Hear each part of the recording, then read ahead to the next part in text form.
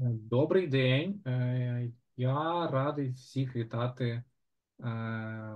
Мене звати Віталій Заєць, я є координатором напрямку диджиталізації. Я, власне, вас хочу привітати на онлайн-воркшопі україно-швейцарського проєкту розвиток медичної освіти. І я гадаю, що ми можемо почати з маленької організаційної вступного слова. Хочу сказати, що це вже другий воркшоп в рамках марафону медичної освіти. Сьогодні цей марафон, можна сказати, проведе наш друг Йоахім Пелікан, це керівник проєкту в Швейцарському інституті тропічного та громадського здоров'я, спеціаліст з електронного навчання. Йоахім відповідає за електронне навчання та нові медіа у викладанні та тренінгах. Також він є паразитолог. Власне, сьогодні Йоахім розкаже нам про персоналізоване навчання за допомогою такої відомої всім нам платформи Moodle, і також поговоримо про використання систем управління навчання в концепціях викладання та навчання, зокрема в методиці перевернутого класу Flip to Room. Але, звісно, про це розкаже сам Йоахім зовсім скоро. Власне, хочу трошечки перед тим, як передати слово Йоахіму, озвучити пару організаційних моментів нашої зустрічі. Сьогодні у нас організований синхронний переклад, і, власне, для цього, щоб чути переклад на українську мову з англійської, вам потрібно вімкнути переклад. Для цього в вашому зумі треба значок глобуса знайти внизу екрана. Він зазвичай поруч від кнопки «Вийти». Якщо, наприклад, ви берете участь з мобільного телефону, то знаходите три крапочки, тоді з'явиться глобус або переклад. Натискаєте «Українська» і радимо також натиснути «Вимкнути оригінальний звук», щоб паралельно з українською мовою ви не чули спікера, тоді вам буде легше сприймати переклад. Ну і якщо є, наприклад, кнопочка «Готова», інколи на деяких девайсах це є, натискайте кнопку «Готова». Сьогодні на воркшопі у нас, звісно, буде час питань і відповідей. Про те, як це буде відбуватися, сам Йоахім скаже під час початку своєї презентації. Але, власне, як і завжди, прошу вас або писати в чат ваші питання англійською або українською, як вам зручніше. У нас є перекладач, ми будемо перекладати, якщо це українською. Або ж, якщо ви хочете задати питання голосом, просимо в Zoom натискати «Підняти руку» і задавати питання голосом, коли вам вже, власне, дасть слово Йоахім. Продовж самої презентації просимо вас тривати мікрофон виключеним. Дуже просимо не ображатися, якщо ми його вимкнемо за вас, якщо почуємо зайвий шум, який йде з вашого профіля Zoom. Ну і організаційний момент, який дуже часто запитують, власне, відеозапис цього зуму з матеріалами Йоахіма будуть доступними для вас після воркшопу дещо згодом, тому що дайте нам час на невеличкий монтаж. Ми маємо це обробити і завантажити на наш YouTube канал, після чого ми обов'язково з цими посиланнями цього контенту з вами поділимось, тому буду вдячний, якщо ви не будете задавати про це питання під час воркшопу. Але, власне, чат є для того, щоб не тільки по самому воркшопу можете задавати і питати, але хочеться сконцентруватися на контентній частині, і я тут радий передати слово Йоахіму. Прошу.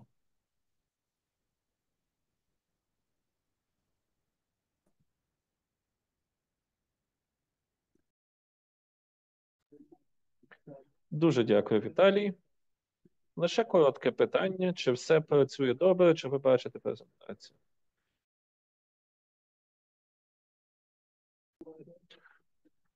Мені не потрібно представлятися значною мірою, тому що Віталій вже розказав все. Лише хочу сказати, що я дуже радий бути з вами сьогодні, поділитися своїми ідеями з допомогою цієї презентації. У мене буде дві презентації. Перша буде стосуватися підходу Flipped класу або перевернутого класу, а друга буде стосуватися більше персоналізованого навчання. У лютому буде 20 років, як я займаюся проєктами в Україні. Вперше я потрапив до Києва у лютому 2005 року. І я дуже горджуся з того, що в нас є така тривала співпраця з Україною, і сподіваюся, вона триватиме ще довго. Давайте почнемо. Я чув, коли говорив з Віталієм, що більшість з вас працює в освіті, в університетах, в медичних університетах багато. І для вас традиційні лекції в університеті є чимось звичним. Уявіть собі, ви викладаєте в університеті, і вам потрібно щотижнево читати лекцію для 100 студентів про вступ до системи охорони здоров'я. Кожної середи по обіді ви читаєте таку лекцію протягом 90 хвилин. Сьогодні є перша сесія, під час якої ви презентуєте 50 слайдів. При цьому, як часто буває, лекція затягується довше, ніж планувалось, і не залишається майже часу на питання. Для того, щоб дозволити студентам розширити свої знання в темі, ви надаєте їм бібліографію та призначаєте якесь домашнє завдання наприкінці лекції. Тож ви читаєте лекцію 90 хвилин і в самому кінці задаєте домашнє завдання на наступний тиждень, даєте їм літературу для читання і тому подібне. Наступного тижня ви переходите до наступного розділу своєї лекції, але часу на перевірку домашнього завдання чи на питання студентів дуже мало. І питання до вас. Чи така ситуація є знайомою вам? Я не бачу тут чату, на жаль, у себе, у своєму вікні. Але, можливо, Віталій можете сказати мені, чи хтось відповів вже на це питання? Чи такий спосіб викладання, чи така проблема є знайомою для аудиторії?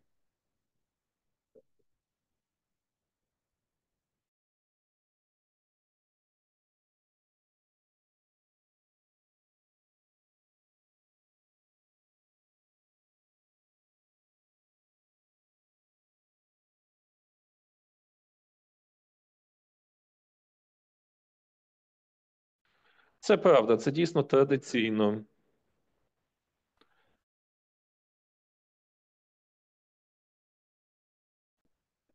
Добре. Я тоді продовжу. Можливо, ми знайдемо для цього рішення. Є такий підхід, який називається flipped classroom або перевернутий клас. В деяких умовах його називають інвертований клас. Тобто він перевертає фактично все потрішки. В той самий час у семестрі, в тому самому університеті, курс пропонується студентам, і сотня студентів записуються на курс. Минулого року лектор відчув такий досвід, як ви щойно, і вирішив підійти до курсу трішки інакше.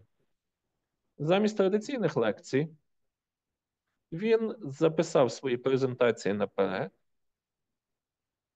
і завантажив систему для навчання, використав Moodle як систему навчання. Сьогодні четвер ранок, у студентів було 10 днів для того, щоб подивитися записану лекцію. Прочитали рекомендовану літературу, вступили в дискусію з викладачами і своїми колегами для того, щоб подумати про потенційні питання. Тепер є 90 хвилин в класі для того, щоб відповідати на питання і проводити дискусію. Тобто повністю протилежне традиційній лекції. Тепер питання до вас. Який з цих двох підходів краще підтримує навчальний процес для студентів? і який менше впливає на фрустрацію викладачів і вчителів. Ви можете коментувати, можете задавати питання.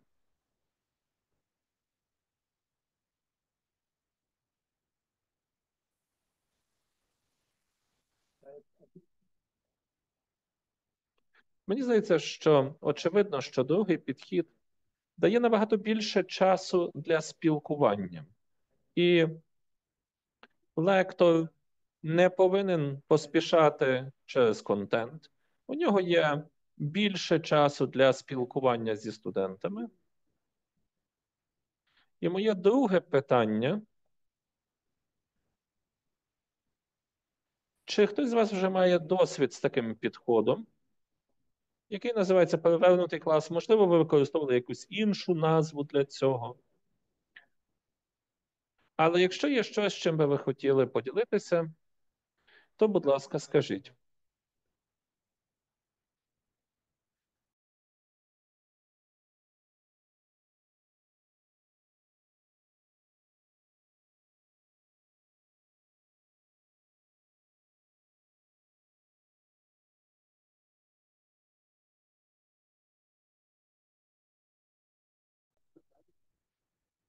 Так, це дуже правильний аргумент.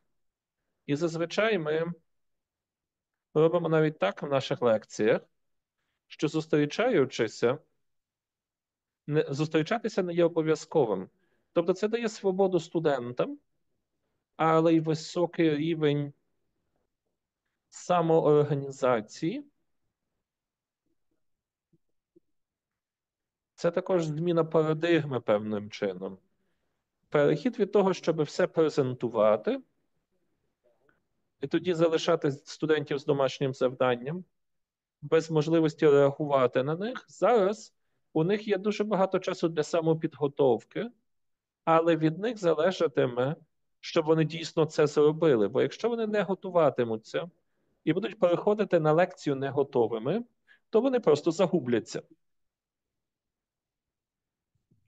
І вже за перший чи другий перехід не готовим, вони зрозуміють, що для них немає жодної користі так ходити, якщо вони не готуються. Тобто це є також навчальний процес для студентів, що вони повинні інвестувати більше часу перед лекцією, а не намагатися винести найбільше з тих 90 хвилин, які вони проводять зі своїм викладачем чи іншими студентами. Але так, це дійсно правда. Чи є ще якісь коментарі щодо цього? Якщо немає, то я продовжу. У вас також буде час для питань після презентації. Традиційне навчання і перевернутий клас, вони дуже сильно відрізняються. Вони відрізняються значною мірою по структурі, фокусу та залученості. У традиційному фронтальному викладанню викладач читає лекцію протягом часу заняття, презентує ключові концепції, надає інформацію в той час, коли студенти в першу чергу слухають та записують. Домашнє завдання задається в кінці для незалежного самостійної практики чи дослідження додаткового концепцій, вивчених під час лекції. Цей метод ставить вчителя у центр навчального процесу. Дуже традиційно. Вчитель знає все, або ми думаємо, що він знає все, він експерт.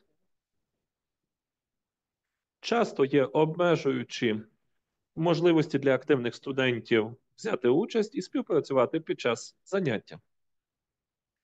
І часто наймудріші студенти є також дуже скромними і не хочуть активно брати участь. І це може також змінитися під час цього підготовки, коли ви вчитеся з Moodle онлайн. Наприклад, форма дискусії може стимулювати питання. І студенти, які не дуже хочуть виступати в умовах аудиторних, можуть зробити це набагато легше, коли вони сидять за партою і просто щось записують. Тобто це такий метод, який дозволяє студентам, що є дуже розумними, але дуже скромними, також брати активну участь. Зазвичай традиційна лекція ставить викладача в центр навчального процесу. На відміну від цього, інвертований чи перевернутий клас змінює цю модель з ніг на голову. Студенти працюють з навчальним контентом, який отримують заздалегідь. Зазвичай це відео, попередньо записана лекція, де викладач записує лекцію, яку вона можуть використати, можливо, на декілька років, якщо зміст викладання не сильно змінюється. Вони також надають літературу, і студенти вдома можуть прослухати це перед тим, як прийти в аудиторію. Тому що час в аудиторії ми вважаємо цінним часом. Бо це той час, коли всі сходяться. І цей важливий цінний час присвячується інтерактивним активностям, дискусіям та вправам для вирішення проблеми, для поглиблення, розуміння та покращення співпраці. Ви правильно сказали, що треба бути обов'язково підготованим для цього, щоб брати участь.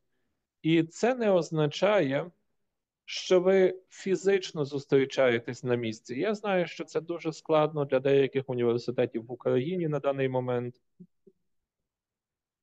де все викладання майже відбувається онлайн.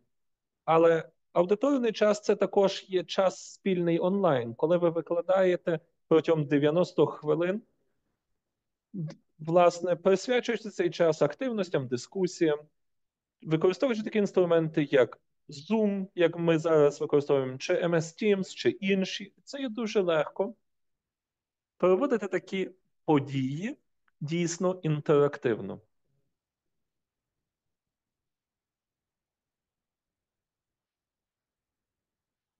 Ви можете задавати питання, проводити групові дискусії, переносити це в пленум. І це все може бути підготовлено під час системи менеджменту навчання, в нашому випадку в Moodle, де студенти отримують доступ до всіх матеріалів, попередньо записаних лекцій, можуть дискутувати зі своїми колегами і приходити для цього у клас. Такий підхід змінює роль викладача на такого провідника чи фасилітатора, який включає активне навчання та критичне думання і дає персоналізовану підтримку під час заняття. Роль такого фасилітатора також зводити знання у купу. Ми бачимо також, що ми вчимося один від одного. Ви, як викладач, можете багато навчитися від своїх студентів, бо це не є навчання лише в одному напрямку. Добрий фасилітатор знає своїх студентів і знає, як стимулювати дискусію, подати матеріал і наприкінці запускає навчальний процес, який дозволяє студентам навчатися глибоко. Ця ілюстрація показує, як працює традиційне заняття і обернуте навчання. Тобто в традиційному ви маєте викладача, який читає лекцію та задає домашнє завдання. Проблема в тому, що наступного тижня буде знову лекція, але часу на те, щоб подумати про домашні завдання, задати питання чи запустити дискусію, може не бути. У перевернутому класі лекція подається онлайн заздалегідь, подається навчальна література, рекомендовані книги. Можуть бути навіть якісь завдання письмові чи вікторини, де студенти можуть перевірити свої знання чи те, що вони вивчили. А тоді, в ідеалі, вони приходять підготованими до активностей у класі, які більше є дискусіями і, власне, залучень. Наскільки важливе є використання обернутого класу у освіті? Ми думаємо, що це інформаційний метод навчання, який змінює традиційну навчальну парадигму. Він пріоритетизує активне студентоцентроване навчання над пасивним збором інформації. Підхід обернутого класу стимулює залученість. Студенти залучаються з матеріалами лекцій перед заняттям, відео тощо, що звільняє час для інтерактивних активностей у аудиторних умовах. І це посилює залучення та критичне мислення.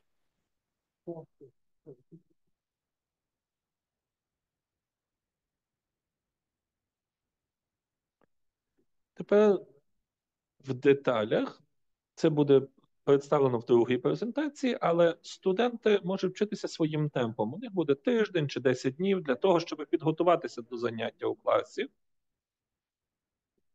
Вони зможуть декілька разів переглянути матеріали.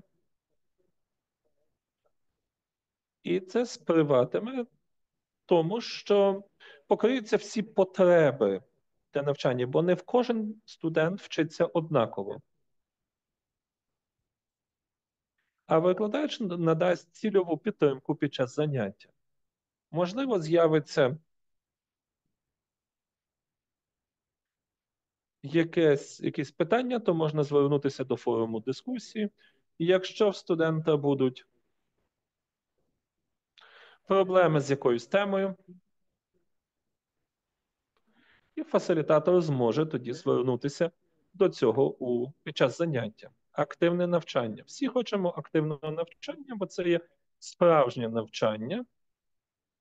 Коли ви навчаєтесь компетенціям, таким як ви дійсно вчитеся. У класній роботі наголошується на співпраці, практичному застосуванню, і це дозволяє використовувати і застосовувати концепції. Цей підхід співпадає з дослідженнями, які показують, що активна участь посилює розуміння та закріплення знань.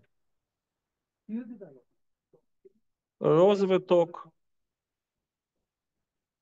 навиків, бо знання – це одна річ, а навики – це інша. Підвищує рівень розуміння, таких як аналіз, синтез. Ви можете бути знайомими з таксономією Блюма. Якщо ви створюєте навчальні середовища, це вже починається, коли ви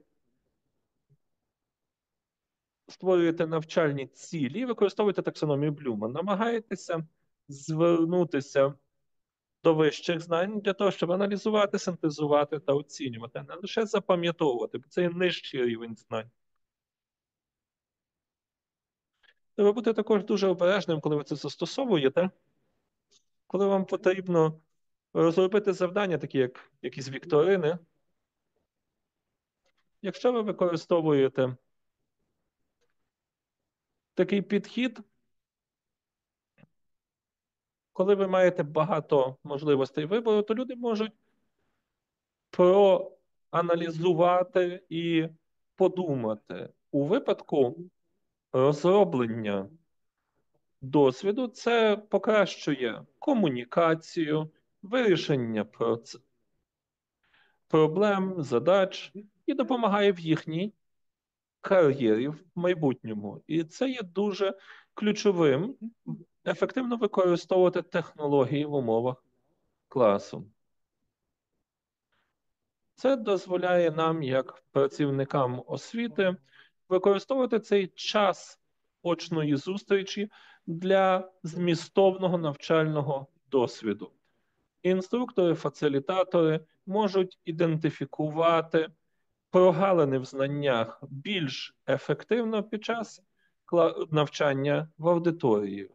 Ви маєте цих 90 хвилин на вступ у громадське здоров'я частина 2. Ви вже мали лекцію минулого тижня. Вам треба знову ж таки 85 хвилин, і у вас просто немає вільного часу для того, щоб закрити прогалини в знаннях, і взагалі немає часу на дискусію зі студентами.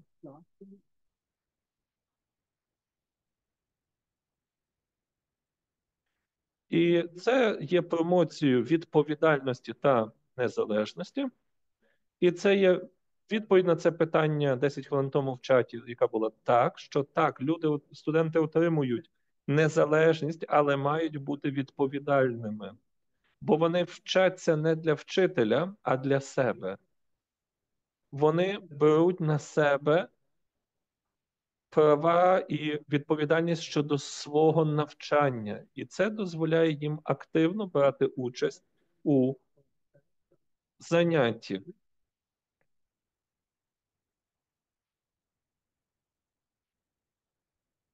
Я можу чітко сказати, що це навчання, яке ніколи не зупиняється.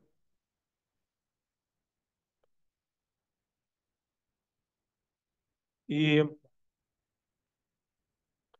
це дозволяє таким новим підходам, як штучний інтелект, наприклад, де ми починали з нуля і приходилося вчитися знову і знову. І як ви навчилися, оце самостійне навчання, розвиток критичних навичок дозволяє вам в майбутньому легше справлятися з тими речами, які вас чекають в професійній роботі. Давайте коротко поговоримо, що може зробити Moodle. Як Moodle може допомогти вам з підходом перевернутого класу? Всі системи менеджменту навчання, включаючи Moodle, вони є важливими для запровадження обернутого класу в ефективній формі. Перед цією лекцією я глянув на одне дослідження, яке було проведено під час проєкту серед пілотних університетів в Україні. І наскільки я пригадую, всі університети використовують системи менеджменту навчання, деякі Moodle, деякі інші речі. Здається, один університет навіть розробив власне рішення, але вони всі мають щось спільного. Зазвичай вони працюють тою чи іншою мірою однаково. Обернутий клас, він є промоцією такого активного студентоцентрованого навчання, високого професіоналізму і навиків. Системи навчання, такі як Moodle та інші, є інструментами. Вони допомагають вам, операціоналізують метод, але для цього необхідна відповідна інфраструктура для донесення змісту, для співпраці, для оцінки та для аналітики даних. Спільно вони створюють середовище, яке підтримує сучасний, зручний підхід до освіти у вищих навчальних закладах. Трішки в деталях, наскільки Moodle та інші програми можуть вам допомогти. Це є централізований підхід до донесення змісту. Надається платформа для організації, дистрибуції передаудиторних матеріалів, таких як відео, вікторин тощо. І це дозволяє легкий підхід до ресурсів в будь-який час і всюди.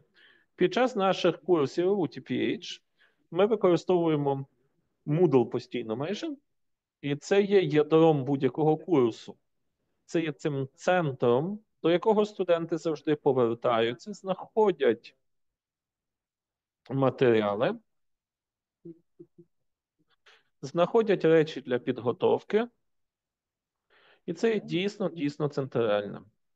Moodle, він допомагає підготуватися до заняття. Студенти можуть залучатися, якщо є, наприклад, інтерактивні матеріали для навчання, вбудовані квізи, форуми для дискусій, для підготовки до активностей в аудиторії.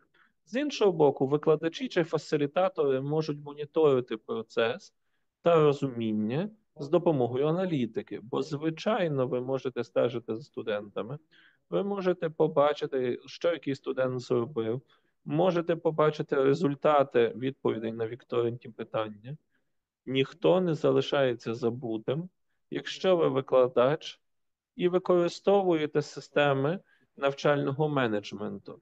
Ви можете побачити, що, можливо, ця людина має трішки проблему з таким змістом. І я про це, можливо, скажу під час наступної класної сесії. Moodle має також багато інтерактивних особливостей. Підтримує колаборативні інструменти, такі як форуми, віки. Можна забезпечувати групові заняття. І нарешті дозволяє навчання для рівних серед студентів. І це дуже важливо. Зокрема, в той час, коли не так легко зустрітися в університеті фізично. Тут ви маєте більше стосовно технологій та концептів, які є, бо технологія, вона не запропонує створення спільноти. Якщо ви запропонуєте просто форум, то небагато відбудеться. Вам треба дизайнувати все навколо цієї технології. Як зробити, щоб студенти з вами комунікували один з одним? Чи ви дозволите їм створювати якісь групову роботу, чи працювати над якимись конкретними цілями? Це залежить від вас і вашої креативності.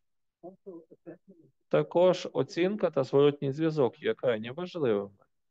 Moodle дозволяє створювати перформативну оцінку, яка дозволяє показати рівень підготовки студента та провести оцінювання того, але й також дає можливість студентам краще розуміти свій прогрес у навчанні, дає їм миттєвий фідбек і дозволяє побачити те, що студентам потрібно покращити перед класом, перед заняттям у класі, і легко інтегрується з іншими інструментами, бо Moodle легко можна інтегрувати в різні активності, такі як Scorn-based, які ви створюєте заздалегідь, чи в інші інструменти, такі як віртуальні лабораторії, чи інші речі, які покращують навчальний досвід.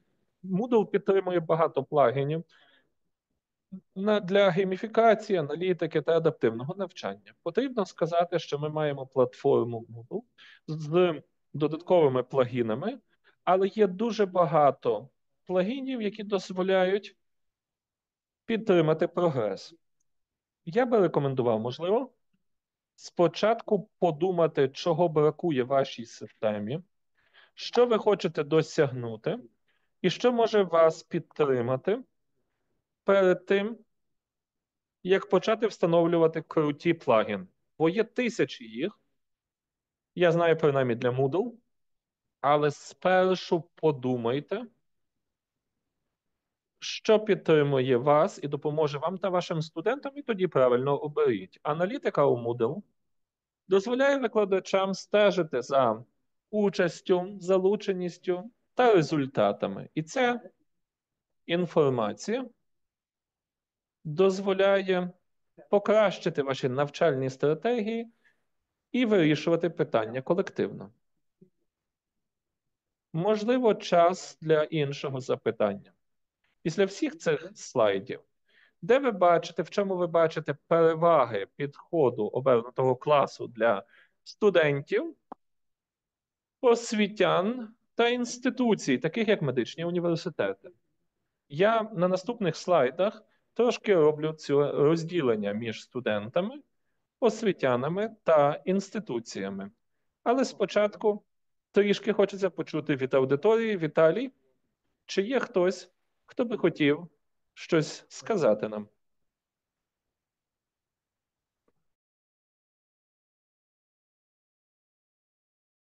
Тоді, можливо, давайте продовжимо. Обернутий клас дає перевагу студентам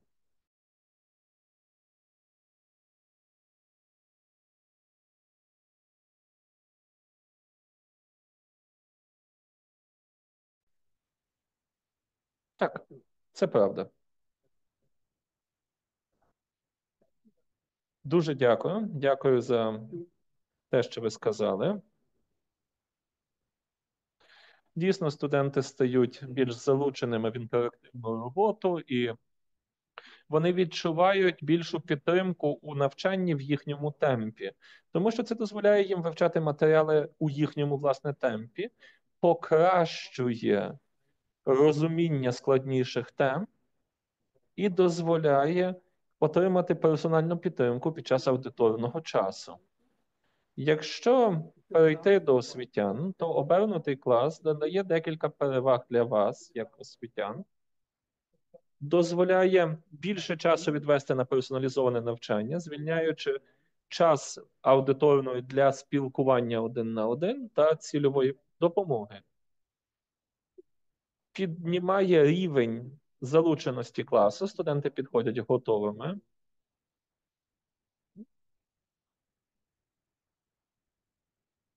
І як фасилітатор чи викладач, коли ви зустрічаєтеся в класі, ви створюєте атмосферу для цієї дискусії в кімнаті. Можливо, потрібно трішки простимулювати, можливо, базуючись на тому, що ви прочитали у Moodle, яке ваше враження, як студенти все зрозуміли, і це що відбувалося на обговоренні в форумах.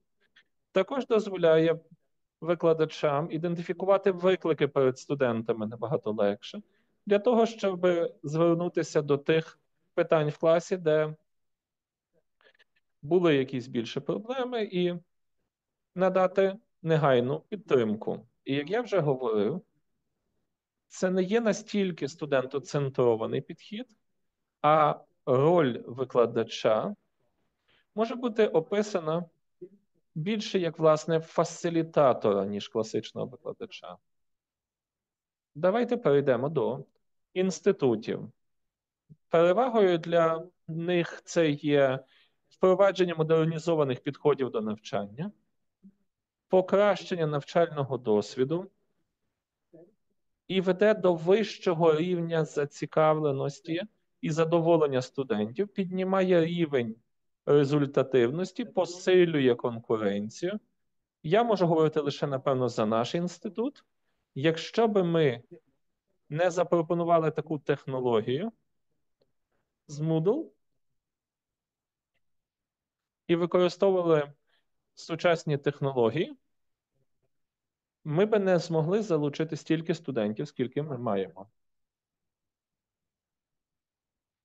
Я хочу коротко поговорити також про виклики або недоліки для студентів, викладачів і також для інституцій. При такому підході є дуже багато переваг, але є й потенційні недоліки. Деякі студенти можуть мати проблему з високим рівнем відповідальності через самонавчання, оскільки їм потрібно готуватися. Це може бути, зокрема, проблемою для тих, в яких є погані навики менеджменту часу, або ті, які мають проблеми з користуванням технологіями. Але обмежений підхід чи доступ до технологій дійсно може створювати проблему. Це правда. Викладачі, з іншого боку, вони будуть мати більше навантаження по роботі, їм буде потрібно готувати багато заздалегідь, але, можливо, вони зможуть використати це наступного року чи в наступному семестрі, або провести лише мінімальні адаптації. В той же час, дуже часто навчальний матеріал можна використовувати багато разів. З точки зору інституцій, дійсно потрібно вкласти дуже багато в осучаснення інфраструктури, забезпечення викладацького складу і наявність ресурсів для навчання у студентів. Крім того, деякі освітяни чи студенти можуть бути проти змін, бо З будь-якими змінами завжди виникає спротив. Є люди, які завжди хочуть змін, а є люди, які навпаки ставляться до цього протилежне. Можливо, потрібно, щоб були якісь агенти змін, які допомогли це подолати. Якщо зміна проводиться недобре, це може вести до фрустрації зі сторони студентів. Вони почуватимуться перевантаженими. І нарешті, забезпечення того, щоб компоненти, які проводяться в класі і поза класом, були між собою пов'язані, а не створювали додаткових викликів. Перед тим, як закінчити, практичний приклад з швейцарського TPH. Це для прикладу, у нас в магістерській програмі все починається з того, що фасилітатор надає попередньо записану лекцію і онлайн-відео на Moodle. Тоді фасилітатор рекомендує літературу, онлайн-ресурси для підготовки до наступної лекції, яка буде в аудиторії, стимулює дискусію через дискусійні форуми, які дозволяють обмін думками і дає розуміння, чи студенти розуміють матеріал. І часто ми маємо можливість використовувати інструменти для самооцінювання, такі як вікторини чи якісь завдання, які дозволяють оцінити прогрес. І в програмі магістерській в кожній програмі підготовки є коротке завдання, де студенти повинні написати твір чи щось таке, за який вони отримують оцінку. Наш досвід є дуже позитивним. Ми побудували цілі магістерські програми на цьому підході. І лише короткий підсумок впровадження елементів для підтримки сучасних підходів навчання, наприклад, як для українських університетів, це буде як викликами, так і новими можливостями. Ключові виклики стосуються доступу до технологій, фінансового навантаження, опору змінам і, можливо, недостачі стандартизації, тому що університети часто використовують різні інструменти ЛМС. Це може також створити проблему легкому обміну ідеями. Але ми думаємо, що LMS-інструменти дозволяють багато можливостей для полегшення і модернізації освіти, надаючи ресурси для підсилення моделей навчання, що означає і онлайн, і офлайн у суміші. Вони є особливо цінними для впровадження підходу обернутого класу, що дозволяє студентам отримати доступ до навчальних матеріалів перед заняттям і отримати відповідні знання під час аудиторного заняття. Університети могли би створити платформи для обміну, для того, щоб ділитися кращими практиками навчання, посилення адаптації та інтерадаптивності, і це сприятиме тому, щоб всі університети могли покращити доступність та якість навчання. І, в принципі, сказавши це, то я закінчую свою першу лекцію по обернутому класу. І хвилин 5 зараз готові виділити на питання, якщо вони у вас є.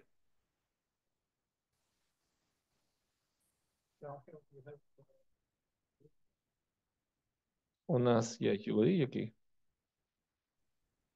Yes, I have a question. Я маю Let me know, питання. do you Скажіть, have будь ласка. like centralized filming your videos Чи ви and маєте якісь централізоване maybe issuing зйомку books ваших and so відео? on? Чи, можливо, якісь видання книг? У нас є технологія. В інституті у нас є 6 семінарських кімнат, де ми також читаємо наші лекції. Ми можемо також там записувати ці лекції, але на додачу ми маємо централізоване місце, де кожен викладач може записати себе під час проведення лекції з правильним світлом, мікрофонами, камерами тощо. Це була інвестиція, Але зараз ми у щасливій ситуації.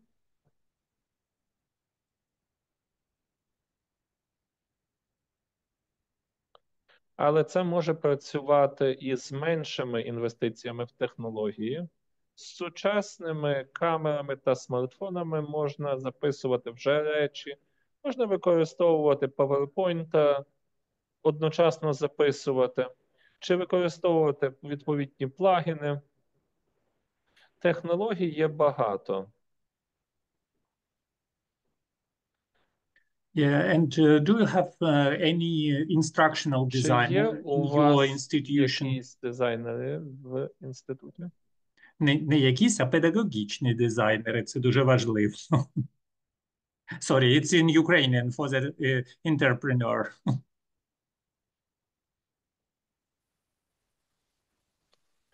У нас є люди, які мають досвід педагогічного дизайну. І ми є в зв'язку між використанням технологій педагогічних принципів і технологій. І це все зводиться, власне, для педагогічного дизайну. У нас невелика команда лише. Ми лише цього року перейменувалися, бо ми називалися підрозділом навчання та інновації. Мені здається, 2 тижні тому у такому ж форматі Крістоф виступав перед вами. І зараз ми також займаємося педагогічним дизайном. Yes, thank you. I see you. You are very serious in this context. Дякую, ви дуже серйозно працюєте в цьому контексті. Дуже дякую. Дякую, Юрій. Маємо ще одне питання з чату українською мовою. Я зачитаю українською, ви послухайте переклад. Ви сказали, що у студентів є тиждень на вивчення матеріалу. Скажіть, який розклад занять ви маєте в своєму інституті?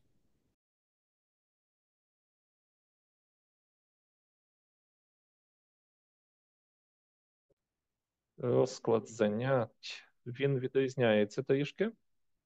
Залежить, чи це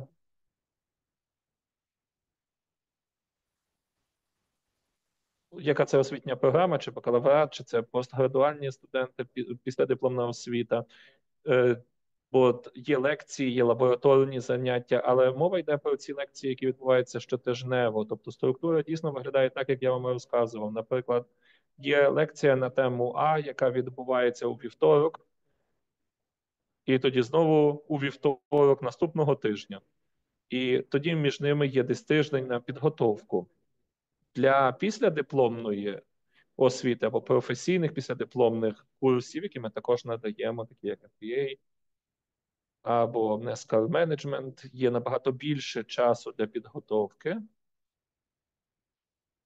Тоді, можливо, в них є тема, яка має 3-4 тижні на підготовку, а тоді тиждень роботи в класі, яка може бути як онлайн, так і офлайн, або гібридно, як суміш обидвох.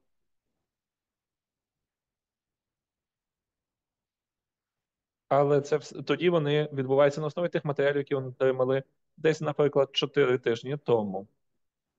Це пов'язано також з написанням потім есею або проходженням якогось квізу, для того, щоб вони дійсно були готові до заняття у класі. Тобто коротка відповідь – все залежить. Є по-різному на різних програмах навчання, основне навчання і післядипломна освіта. Ще одне питання з чату України.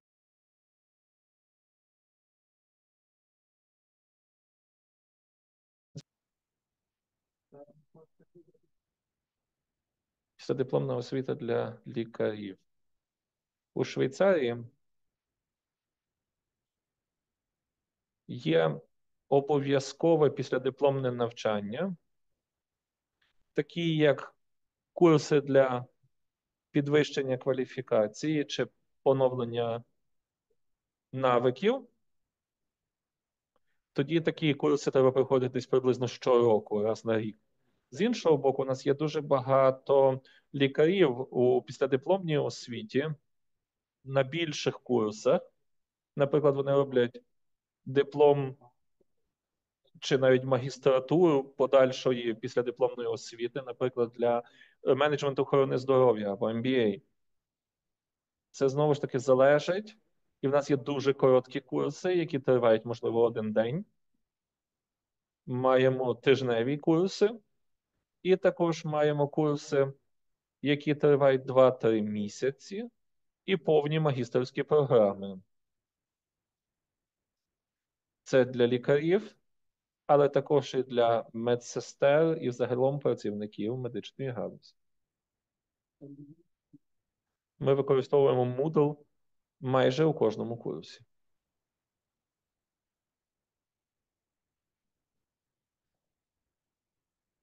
Чи є більше? Так, ще одне питання українською.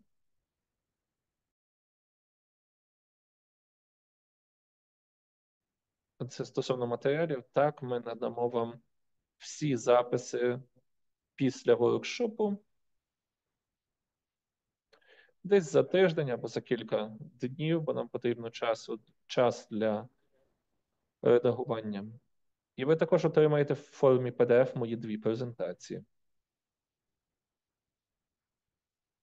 Більше питань на зараз немає.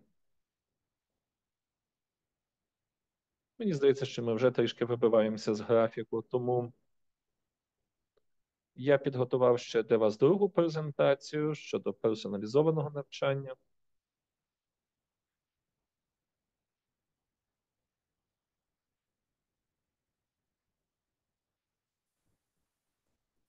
Віталій, все працює з презентацією? Так, так, все чудово. Добре, тоді цього нам не потрібно вже. Зразу йдемо у зміст. Хочу поділитися з вами історією Олени. Олена 20-річна студент медицини з України. Вона дуже хоче стати лікарем для того, щоб покращити систему охорони здоров'я своєї країни, але інколи у неї є виклики у навчанні. Вона дуже добре працює практично з клінічними сценаріями, але у неї є проблеми з теоретичними концепціями. Зокрема, у неї є проблема фармакології, яка є для неї дуже інтенсивною та надмірною. Олена надає перевагу навчанню в невеликих сегментах, якими легко управляти, і любить візуальні матеріали для допомоги, такі як діаграми та відео. Останніми роками університет запропонував сучасні технології, такі як Moodle, для кращої підтримки студентів у навчальному процесі. В той же ж час розклад чи програма залишаються переважно базованими на лекціях. І все навчання використовує навчальні системи менеджменту для того, щоб викладати онлайн. Викладання виглядає так, відповідає принципу один розмір для всіх і не відповідає особливим потребам індивідуально кожного студента. Оскільки ви всі є працівниками освіти і знайомі з цим, я впевнений, що ви знаєте, що студенти є різними і вчаться різними стилями. Вони є всі дуже індивідуальними. Як освітня система може краще підтримати студентів, таких як Олена, щоб забезпечити, що вони будуть успішними в своєму навчанні та досягнуть цілей? Можливо, короткі ідеї від аудиторії.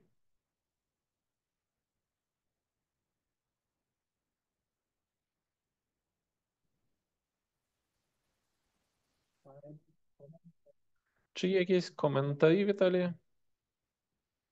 Ще немає, можливо, ще кілька секунд потрібно людям.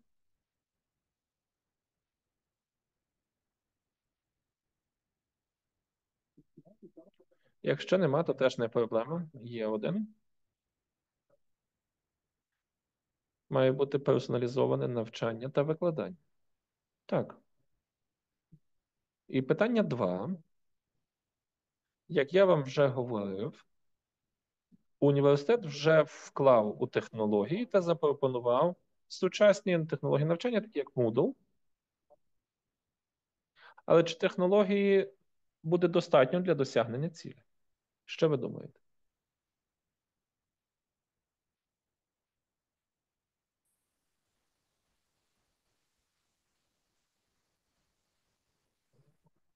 Чи є коментарі? Ще немає? А ну, вже є. Що цього недостатньо.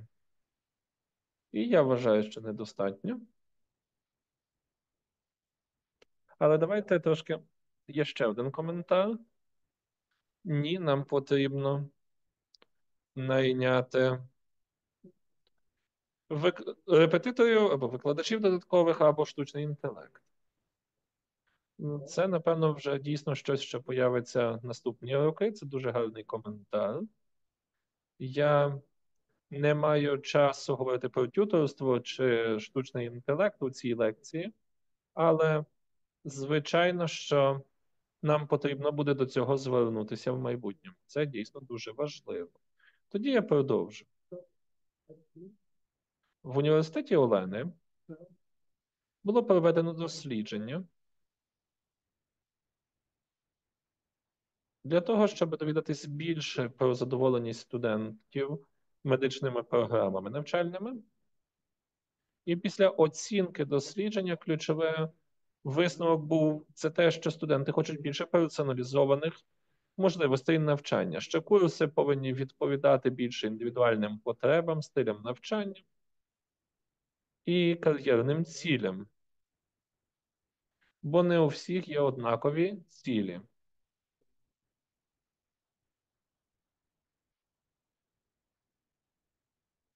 Для того, щоб важливість того, що має бути більш гнучким та адаптивним, вони кажуть, що розуміння диверсифікованих медичних проблем чи тем виходить з освітніх підходів, які можуть бути більше кастомізованими для підтримки унікального темпу навчання кожного.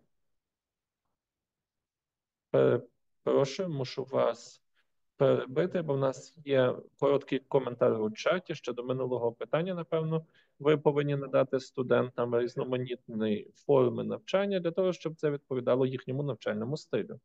Так, правда. І з точки зору того, як вони вчаться, і з точки зору змісту. Це дуже гарна ремарка. Дуже дякую. Дякую за ваш внесок.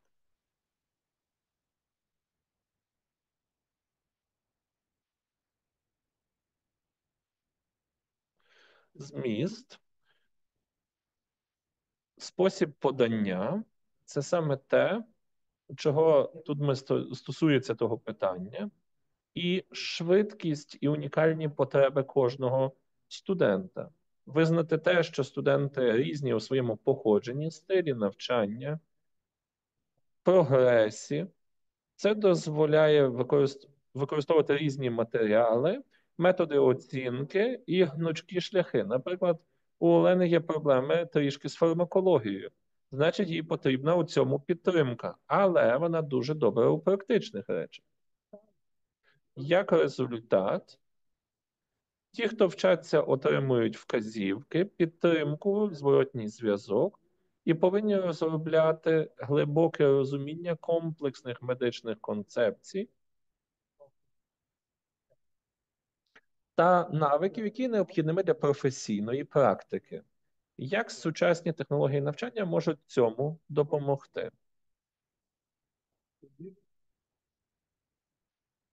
Дозволяти різний темп, зміст, спосіб подачі. Я думаю, що під час першої презентації по обернутому класу ми вже частково відповіли на це запитання, або можемо вивчити дуже багато з цієї презентації. Що це стосується не лише технологій. Технологія підтримує гнучке навчання, глибше навчання, сепарацію від самостійного темпу навчання до дискусії у кімнаті класній. Тобто це можна робити в персоналізований спосіб. Тобто впровадження персоналізованого підходу до медичної освіти є певним викликом в зв'язку з потребою балансувати з одного боку стандартизована програма, і врешті-решт студенти повинні знати більшою чи меншою мірою те саме про всі концепти медицини, але Це потрібно збалансувати з особливими їхніми потребами індивідуальними. Не кожен стане сімейним лікарем. Хтось буде більше спеціалізований на інших темах. І це потребує індивідуалізованого фідбеку для більших когорт, забезпечити краще відстеження прогресу теоретичних знань та практичних навиків. І такі виклики є обмежені ресурсами персоналу, швидким розвитком медичної науки, і це є тими факторами, які, власне, стоять на шляху як перешкоди. Тобто нам потрібно із потребами справлятися, і з викликами. В університеті Олени запропонували декілька років тому Moodle для підтримки онлайн-навчання, але до недавнього часу він використовувався в такий традиційний спосіб, без кастомізації навчальних потреб індивідуальних студентів. Можливо, більше як репозиторій навчального матеріалу. Згідно з дослідженням, працівники освіти розглядають можливості Moodle, такі як створення контенту, курація контенту, адаптивна оцінка, деталізована аналітика для забезпечення більш персоналізованого навчального досвіду. Інструктори можуть повною мірою впливати на можливості Moodle для дизайнування гнучких фаз в залежності від знань студентів і потреб для того, щоб вони досягнули своїх навчальних цілей, надати додаткові ресурси, де потрібно, базуючись на індивідуальних результатах, і запропонувати вчасний підхід для того, щоб виявити сильні сторони і те, де потрібні покращення. Є колаборативні інструменти, я назву такі як форуми, вікі чи групова робота, які всі можуть збагатити навчальний досвід,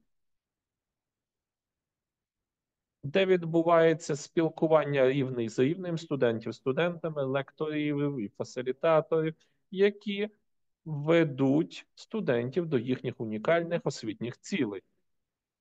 Адміністратори системи Moodle і фасилітатори курсу працюють спільно для того, щоб знайти можливості Moodle для персоналізованого навчання і крок за кроком впровадити ці речі у майбутні лекції.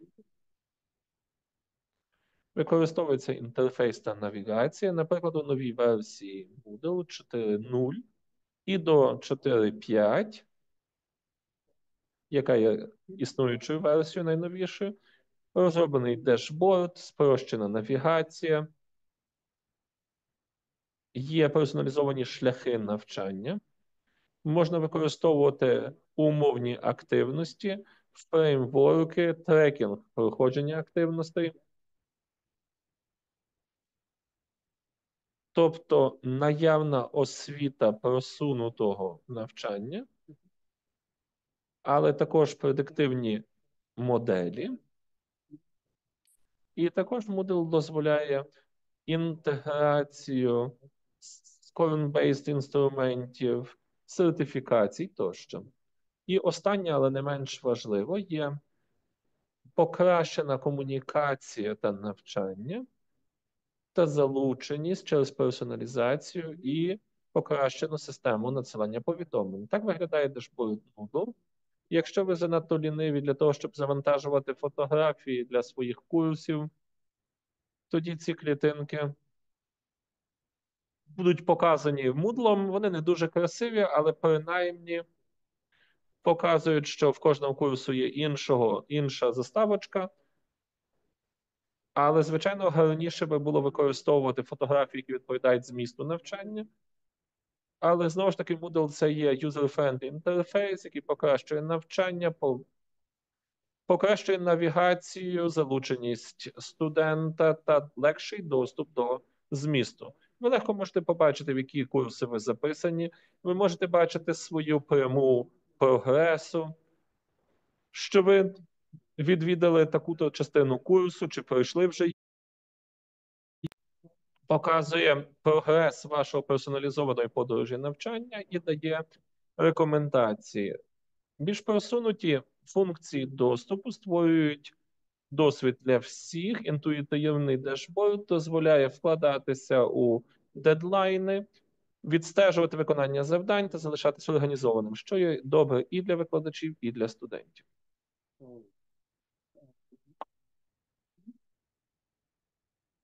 Модуль 4 підтримує адаптацію до персоналізованих потреб і також дає рекомендації для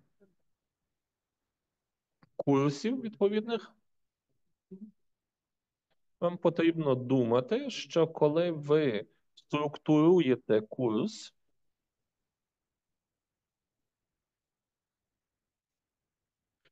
коли ви створюєте шлях навчання, тоді ви повинні думати, які потреби студентів, що їм потрібно виконати, які активності їм потрібно пройти перед тим, як почати нову активність. Тобто над цим треба подумати заздалегідь, але коли ви вже курс розробили, то з цими можливостями воно вам дозволяє мати дуже персоналізоване навчання. Що дозволяє Олені, наприклад, покращити ті прогалини, в яких вони в неї виникли. І як пам'ятаєте, Олена у нас була дуже сильно практично, але має проблеми з фармакологією, і оці сценарії дозволяють їй глибше навчитися. В умовних активностях інструктори курсу створюють кастомізований досвід навчальний, що дозволяє подавати матеріал в тих кількостях і темпі, які є корисні для студентів, і створює ефективне середовище для них. Навчальна аналітика Moodle. Це просто ілюстрація, яку я знайшов онлайн.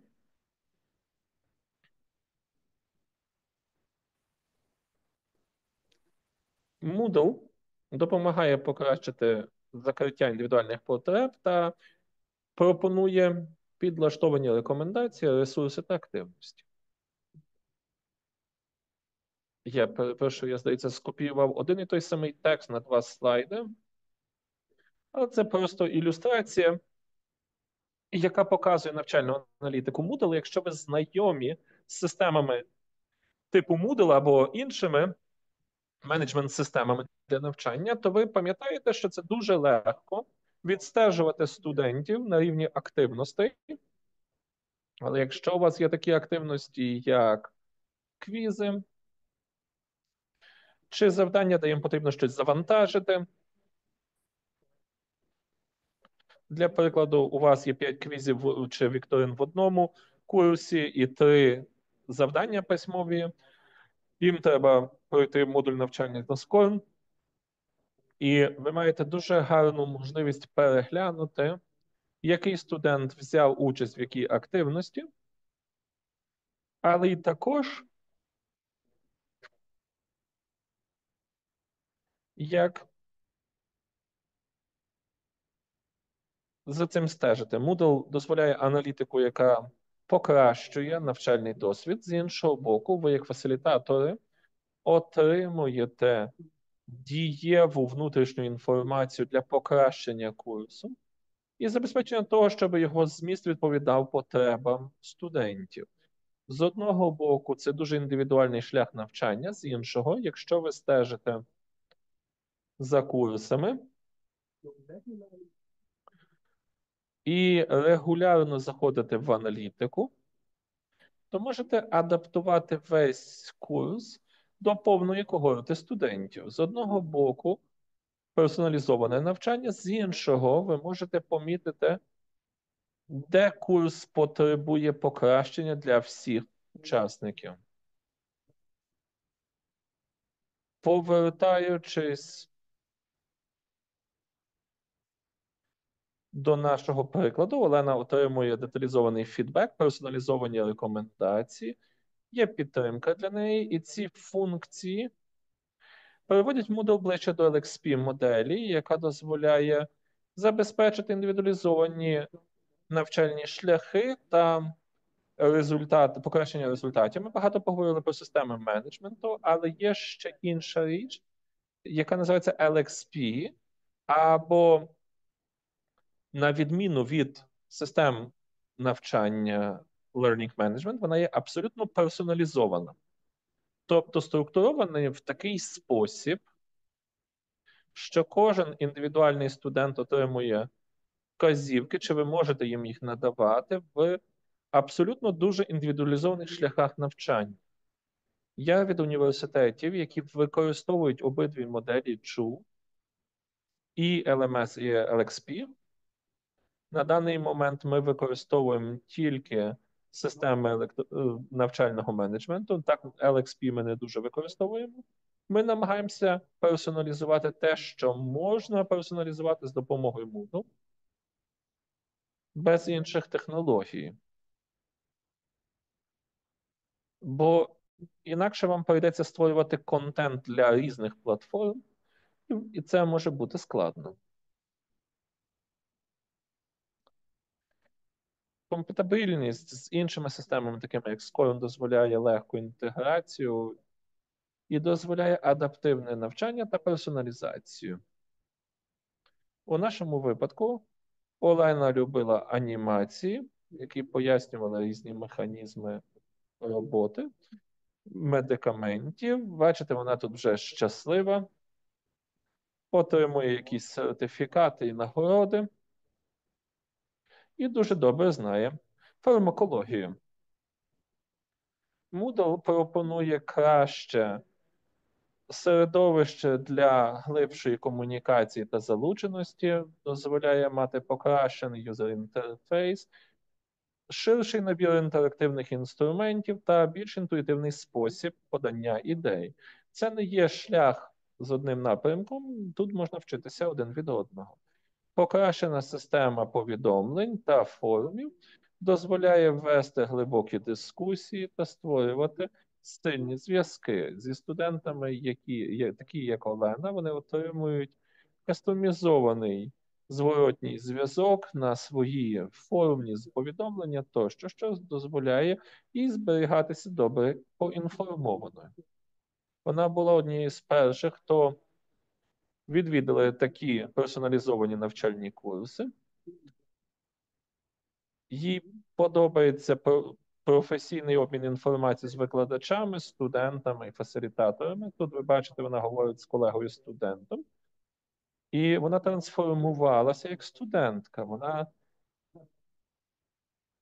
має тепер успіхи фармакології, використовує це під час клінічної роботи на практиці і переходить ближче до того, щоб інтегруватися в систему охорони здоров'я України.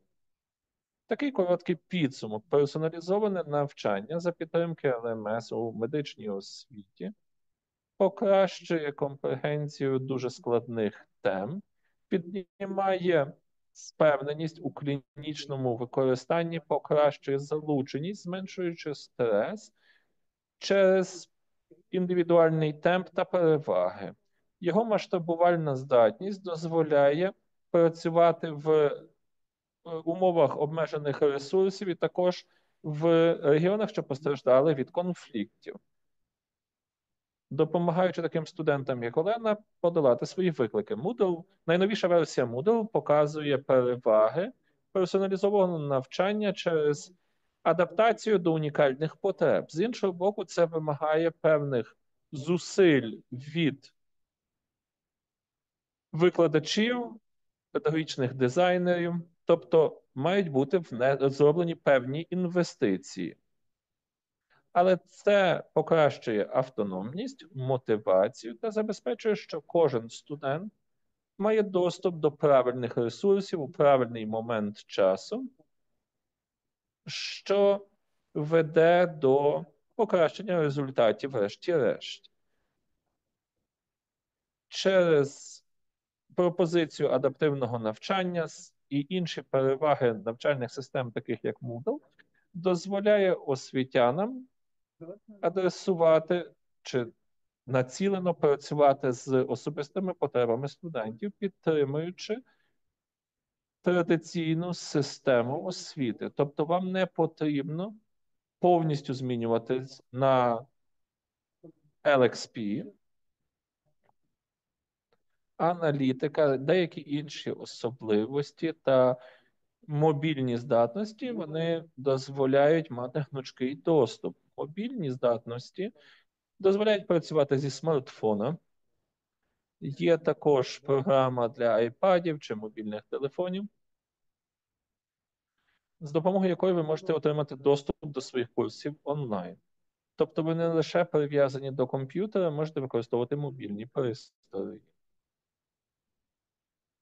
Персоналізоване навчання через такі LMS, як Moodle, дозволяє таким студентам, як Олена, справитися з викликами, процвітати в своєму навчанні та робити свій внесок у систему охорони здоров'я своєї країни. І на цьому хочу подякувати вам за вашу увагу. І так, зараз ще залишається трішки часу для питань і відповідей. Так, будь ласка. Yeah. Thank you very much for your impressive Дуже lecture. дякую за вашу It's вражаючу really лекцію.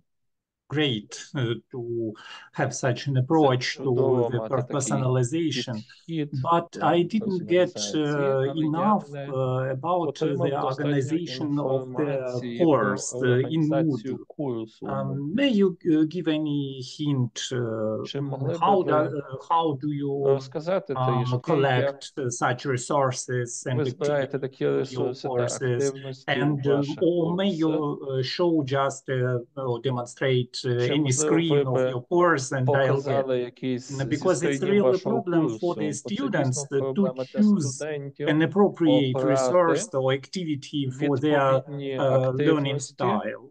для їхнього стилю навчання. Так, правда.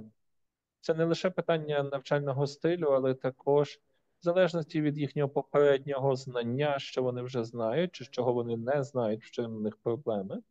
І я думаю, що цей проєкт буде продовжуватися якийсь час ще, і я би міг підготувати курс, щоб там було відструктуровано все у відповідний спосіб і поділитися ним з вами. Я думаю, що на сьогодні хіба я маю дуже обмежений час, але можу дати якісь такі ідеї. Ми працюємо з одного боку з великою кількістю комбінацій різних активностей. Є певні умови для цього. Ви можете поставити умови, наприклад, що люди повинні щось прочитати, пройти якийсь тест, досягнути якогось результату. І тоді, базуючись на питаннях, які ви використовуєте в цьому тесті чи вікторині, вони можуть бути спрямовані в відповідному напрямку.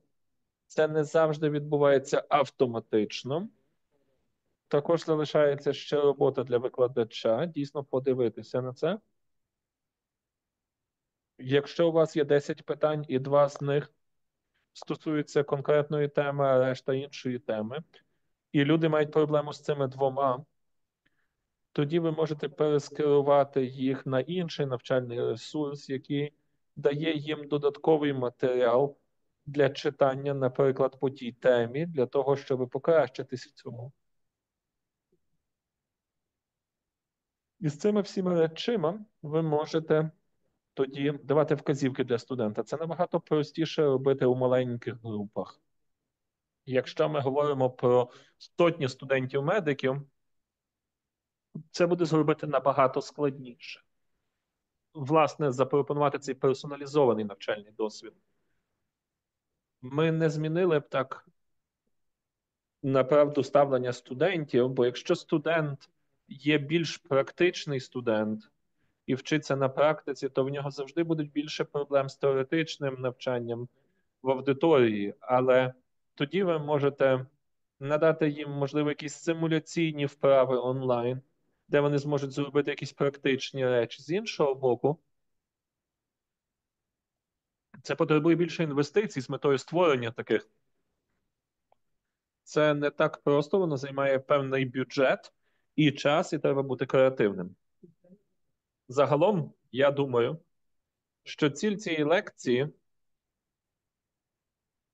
не робити все так, як я вам пропоную, а подумати про те, що є можливим в певних більш конкретних умовах. Скільки у мене студентів? Яке моє розуміння їхнього навчального стилю? Тоді подивитися на можливості, наприклад, Moodle, яким чином, як працювати з вчасним доступом до чогось. Доступ лише тоді, коли ви закінчили одну річ, відкривається щось інше для вас. І ви це можете все прописувати і створювати. Воно залишається. Воно не є простим, навіть складним, але мені здається, що варто хоча б подумати, як працівнику освіти, як викладачу, як я можу запропонувати більш персоналізований досвід навчання. І це виходить за межі Moodle. Коли ви використовуєте лекції в Zoom, чи маєте лекції в аудиторії, просто спробуйте якось достукатись до всіх. Є більш тихі студенти, менш тихі студенти. Якщо ви маєте теоретичну лекцію і знаєте, що ця людина є більш практичною, подумайте, як можна до цієї людини підійти, що воно не обмежено тільки цими онлайн-інструментами, але трошки переглянути навчання саме. Я сподіваюся, що це якимось чином вам може допомогти, але я також подумаю, як ми для майбутньої презентації могли би створити щось змістовне, яке би показало вам це на прикладі. Yeah, thank you very much. And it would be Дуже great, дякую. great to Було б see such an example and then to чудово develop побачити something такий own. приклад і розробити щось своє. Yeah. Можемо бути в контакті, ви можете просто мені написати і поговоримо про ці речі. Yeah, thanks. Дякую. Ще питання, Віталій? Нічого в чаті. І не бачу піднесених рук. Можливо, колеги, хочете задати Йоахіму питання, то будь ласка.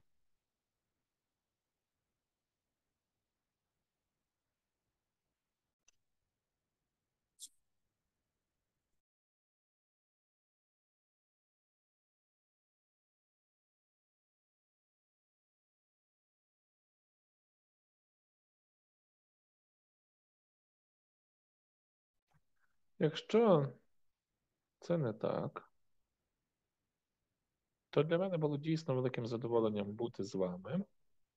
І я думаю, що наш проект продовжиться ще не на роки. Ми залишимося в тісному контакті, завжди відкриті для обміну інформацією, підтримки один одного. І остання така ремарка. Я також роки 5 тому читав лекції на самому початку ковіду в Україні. Працювали також тоді з вами, Віталій. Я був настільки вражений з того, що відбувається в українських університетах, і скільки прогресу було зроблено за останні 10 років з точки зору технологій. І просто хотів сказати, що ми всі можемо навчитись один в одного. Це не то, що я вам розказую щось, але я впевнений, що ви всі маєте якесь певне розуміння обернутого класу чи персоналізованого навчання. Ви дуже добре знайомі з технологіями. І це, можливо, лише відправна точка для обміну інформацією один з одним, для того, щоб цінувати один одного і отримати гарну можливість для обміну інформації в майбутньому. Дякую, Йоахім, за таку чудову презентацію. За теплі слова до нас. Нам дійсно сподобалася ваша лекція. І сподіваємося, що в майбутньому, можливо, наступного року, 2025-го, ми зустрінемося знову і буде великим задоволенням для нас побачити і почути від вас щось. Ми зможемо також, можливо, поділитися якимись цікавими ідеями з нашої сторони, від наших інституцій, від наших учасників. Це буде гарною підготовкою. Дуже дякую. У нас є ще одна рука. Олена, будь ласка.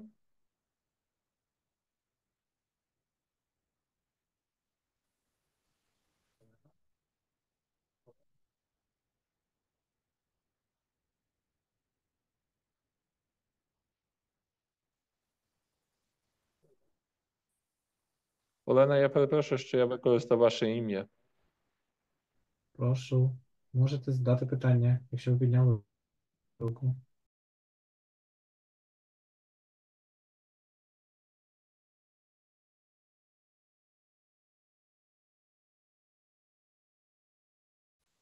Від Олени немає ні звуку, ні відео. Ще один коментар з чату. Від Алли. Дякую. Це було корисно. Також було корисно для нас. Ще раз дякую, Йоахім, за таку чудову лекцію для нас від імені всіх учасників. Хочу подякувати також за залученість, за питання, за зв'язок. Ми поділимося цим відео та презентацією зі всіма. Десь приблизно за тиждень ви отримаєте на пошту. Також стежте за нашою сторінкою в Facebook. Стосовно інших оголошень, нових воркшопів по дигіталізації чи інших тем стосовно медичної освіти,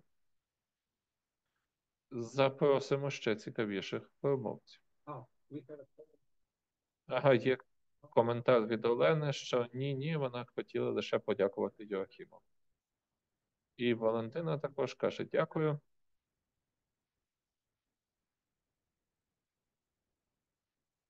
І каже, що користується системою з 2015-го. Дякую, гарного вечора і побачимося на майбутніх воркшопах.